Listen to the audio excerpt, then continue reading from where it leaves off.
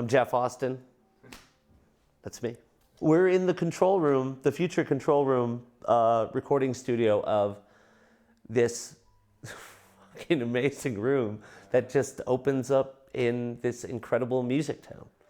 You know, that drew me here in 1997, coming up to my first pick here at the Acoustic Coffee House and being drawn like a moth to this musical pyre, you know, and now 20 years later, almost, we're sitting here.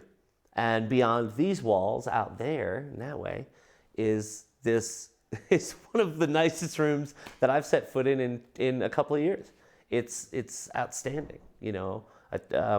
As far as every standpoint of everything, it's what you want. It's what you hope for on a nightly basis. If you go, especially if you go somewhere you've never been, like, please let. You walk in and go, oh, sad trombone. But this is the future.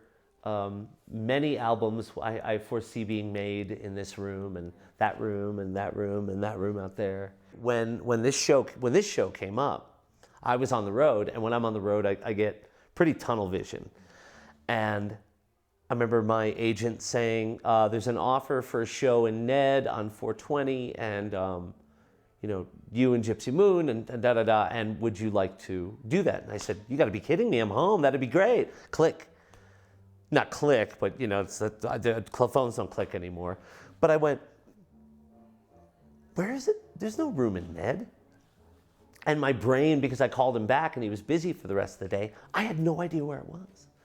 I started thinking, did somebody open a room? Did they gut the community center and turn it into like a rock venue? Did they? My brain started trying to place, where did they put a venue that would be considered in Ned? And then when I was told, it's a Caribou Room, and I went, where? There was a period of time where I would see people on the road and they would ask, they'd say, you know, I'm thinking about moving to Ned and starting a band, and you know, I'm in, like, I hear it's this hotbed. And there really was this weird little period of time where I didn't know who was here, who wasn't here, you know, and now I can tell people, oh my gosh, you know, especially when this room becomes what it's going to become, to say you have a place to go and be able to play and also make a record and also eat and be able to, you know, do this, like, network and stuff, you know. This will be an interesting room and an interesting space to see, like, local bands, you know, the few that are around, to grow into just blowing this place up. Tonight you have Gypsy Moon opening for you, and they're definitely locally rooted. Yeah. It's another chapter, like we saw the chapter before this, you know. I was weirdly in that chapter before this, and, you know, I mean, yeah, with these guys playing tonight, I mean, hell, Silas was 2.5 when I met him. 3 at the most, you know. We're doing music tonight that I'm playing with him being part of the band, that I learned sitting in Vince's living room with him this big, like, banging on things. For the last number of years, especially with this place and this really kind of area, there's been a strong desire to kind of go, you know, because I don't have any kind of business ties to the world of, you know, things where I have to go to meetings daily or this and that, blah, blah, blah. Also, you know, everything that comes along with having a growing family and living in real isolation, you know, intense weather, intense conditions. Every time I leave is when it decides it's going to snow 5 feet. But as far as kind of the arc things that I got heaved off the rainbow at some point. But the fall was great. You know, I got to spend some time at home. I got to reassess what I wanted to do musically. And I find it funny that I'm in a band with 3 guys that live in Brooklyn. They don't live anywhere near here, you know, which for me, there are a lot of benefits to it where I can really concentrate on what I want the sound of this band to be as far as what I want it to be, you know. But there can be a strange isolation in that, you know. And the isolation goes along again with living in a very small town and real intense weather and having that cabin fever and having that sort of thing. But the excitement that I had when I got that phone call, even about a venue I didn't even know what the hell it was, but all I had to hear was, do you want to play in Ned on this day? And that was it, you know? I love it. For me, it's, you know, that big arc and then boop, oh, you landed on something else. But it continues into this other thing, and the way that it's rounded out to now kind of drop it here today, you can start drawing all the weird connective things, you know. The people that owned the coffee house that first attracted me to be here are now back in town and they have a restaurant, and it's like kind of revitalizing that part, right? The guy who was in the band that allowed the music that I was making almost 20 years ago to be exposed to people created this place. The son of the guy who really inspired me to be inspired by this scene is now playing music here tonight with me in this thing. I had spoken to a friend of mine who was in a really, really popular band that ended pretty suddenly, and we'll leave names out of it. And he said, I went from selling millions of records and being on this and that and da-da-da to finding myself in a venue with about 45 people in it. And I found myself curled up in a fetal position in the back of a van going, oh my Lord, what have I done? Or what has happened? Or what am I going to do is the last one. Not what have I done, but what am I going to do? And yeah, I mean, there is no staff of 10, 12 people. There is no this, there is no that. There is no buffer cushion room from anything. But the one thing that I realized, as far as you asked if it was humbling, you know, I had a period of time of blindness where I didn't pay attention to the humble part of it. The best thing I ever did was when all that stuff kind of went down, was just stopping for a minute. We have a home phone. Yeah, we have a home phone. The way that home phone came about was that we had a period of about let me think. Yeah, it was about 4 full months where there was nothing happening. And I had in the past had 2 months off, this and that, but it was always really busy. But took cell phones and put them in a drawer, just turned them off. Wasn't online, wasn't on Facebook or any of that kind of stuff. And decided, well, people will need to get in touch with us, so we should have a home phone. That phone rang for a week before we had any idea of what the heck it was. We thought it was the dishwasher. We thought it was, did you leave an alarm set? You know, and then we don't have clocks in our house, you know, so we went, that's not it. Oh my God, it's the home phone. But 2 moms and 2 lawyers have that number, so. But I wrote a lot of music then, a ton, and had some stuff started before that, but I was really able to focus really clearly. And I internally didn't have an intention to kind of revisit the stuff that I had, because I didn't want to feel like it was a jukebox, you know. Especially with the guys I was playing with. I didn't want them to feel that they were being hired to rehash something.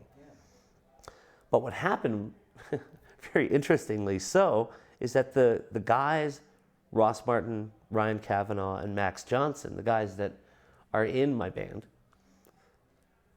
they've never heard any of this stuff, ever, never, ever. Ryan was playing with Bill Evans, playing jazz fusion music for 10 years. Max is 25. He doesn't know it. He's been buried in composition and in voice and in this and that. Ross Martin has been recording and playing with everybody imaginable and teaching and spreading his knowledge. It's not like they were sitting there YouTubing and archiving old shows. So when I actually brought up to them, I said, you know, what it was is we were in the middle of a song that was an original for the band, and we were in the middle of it, and I heard something I heard this song called Snow on the Pines that I actually wrote in 1998 in Ned. And I heard it while we were playing. And I looked at the crowd, and there were these three guys, and they got a look, and they went, "Here it comes. He's gonna play it." And we didn't know it. Like, I knew it, but nobody else knew it. So that stuck in my head, and I kind of went, gosh, maybe we should, because at that moment, I wanted to play it. Yeah, and I thought, all right. So when I brought it up to these guys, I said, I'm thinking about maybe if I could bring some of this stuff back. And the guys went, it's your music, man. Like, you wrote it, and people love it. So why wouldn't you? We would love to play it. We wouldn't feel like it was an affront or it was a this or that. We want to play it. And it's the unique part of rehearsing music that I wrote 15 years ago, and we're rehearsing it. And it's so cool because it's not a jukebox, and it's not rehash this and that. It's a song that I wrote that was very dear to me, that in turn became very dear to a lot of people, and now has become dear to these guys, and they put it out. I remember the first time the band did a song called Half Moon Rising, which was a pretty popular tune, and people dug, and this and that. And they had never heard it, ever. And we rehearsed it, and the vocals were great, and Ryan nailed the banjo part, and it just felt really natural. And we went out on stage, and it was the first time we played it, and we kicked it off. And about 10 seconds in, the crowd knew what it was, and they went nuts. And I got really emotional. And I remember the song was over, and the crowd was, they were singing every word.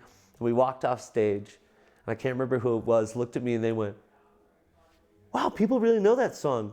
Do they know that song? And I went, yes, and that's why. And so that, for me, opened a floodgates where I thought, gosh, I wrote, I've written 50, 60 songs for this band, uniquely individual to its own self. But then there's this huge catalog of stuff that now is brand new again. There are certain things that we're playing as written, but then there are a lot of things that are being played with new arrangements and new ideas and new this and new that. So the other fun part is that I get to go and talk to these people and go in the crowd, and before a show, I'm not, a lot of the places we're playing, we don't have a little pod back here, where you get to go do your thing, Usually you're walking through the crowd, you're hanging out in a booth, and then you go to, but I would say that seeing how happy people are to not only hear some of the older stuff they're really connected to, but to hear it incorporated with some new stuff. Right. But one of my absolute favorite thing is when people will go, I missed you. And my response to them is, I said, I didn't go anywhere. I'm still here. I didn't go anywhere. And I had this great woman and her husband who had been seeing me, gosh, they must have seen me play music 200 something times. And they said that, and I said, I didn't go anywhere. I've always been here. And they both started getting all teary-eyed. I'm like, oh, stop. And I got emotional too. What do you want from me? But they, just to see, you can have a fan base, but when they're emotionally invested in what you're doing, that's when you get that reaction. It has given me a whole new appreciation for not the work that was ever done by somebody like me, but the work that was done by the fans that came thousands of miles, that spend endless dollars, that missed classes, that quit work, that had parents pissed at them, husbands, wives pissed at them, girlfriends, boyfriends, doesn't matter. Guinea pigs that went days without being fed, but it gave me an appreciation on that side, because we'll play shows now and there'll be 100 people there.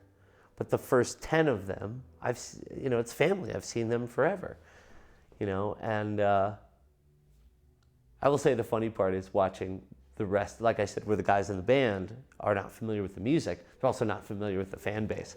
So they have this moment where they'll go, oh man, I got these really fanatical people that were talking about what I did at, 40 seconds into a track of the St. Louis show. And I'm going, those people will be good to you for a very long time.